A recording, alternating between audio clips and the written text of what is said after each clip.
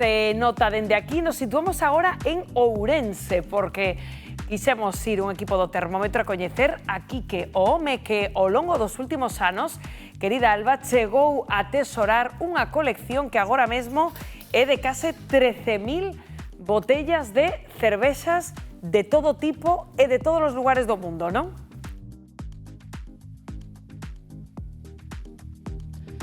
Pois sí, en concreto, case 97 países teñen representación aquí neste museo que é digno de ver, xa vedes que ben rodeada estou. E claro, como se fragou este lugar? Pois teño aquí o meu carón, o seu artífice. Quique, bueno, dixeronme que prefires que te chame Parry, non? Que tal, como estás? Moi ben, de maravilla.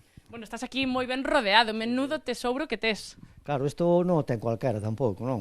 No, eso desde logo porque es o único en toda Galicia que ten a maior colección de cervezas. Dicíamos antes case 13.000. Sí, 13.000, ao último reconto foron sobre 13.000. E como chega un a coleccionar 13.000 botellas de cervexa? Son 50 anos de recollida, e agora os amigos donde van a cualquier sitio, pues tráeme algúas sempre.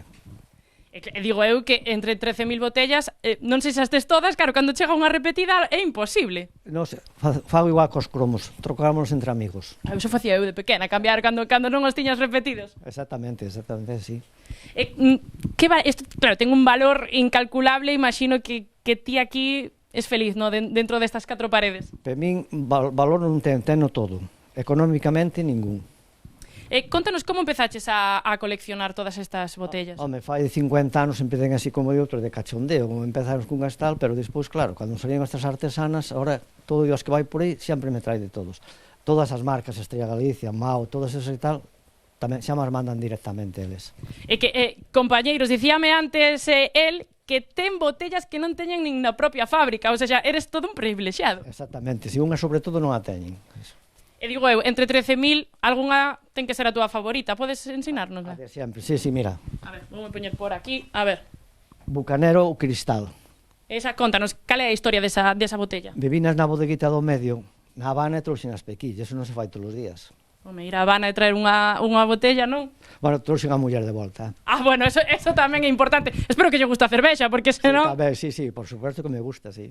E cal é así a máis, non sei, a máis diferente, a máis rara? Porque claro, aquí, eu que antes dimos unha volta, había de todo. Bueno, raras, por exemplo, aquela parte, bueno, igual non sei que aquelas antiguas teñen máis de 100 anos casi todas. Eso, aquela parte de vida arriba.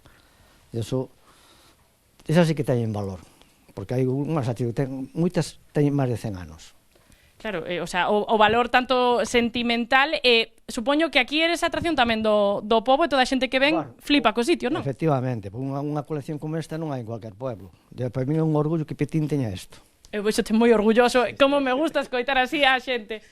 Unha última pregunta aquí, que están cheas ou están baleiras? Bueno, o 70% ou 80% están baleiras, porque hai que probalas, senón eso caduca todo, hai que probalas todas. Pois ese é o espírito que nos gusta, compañeiros. Pois xa vedes, case 13.000 botellas, 97 países e case todas baleiras. Aquí un fenómeno, Parry. De logo, noraboa Parry por esa pedazo colección. Estamos aquí na mesa flipando, ¿no? Que pasada ese museo que ten aí, ¿no? Para mí sería un paraíso estar aí, que eu son moi cervecera e, bueno, encantaríame. Además, foi outra pregunta, se pica a cerveza ou non, porque o viño pícase, e estas cervezas con tantos anos estarán picadas ou non. Xa, pois mira, cando vayamos por Petín, non, Pepo? Preguntamos. Sí. Obrigatoria. O que pasa é que as que non se abriron xa non se abrirán, supoño, porque Son de está a colección. temperatura xa axeitada. Pero eu 13.000 non, pero 20.000 a mellor si que as bebín, As botellas non as teño, pero...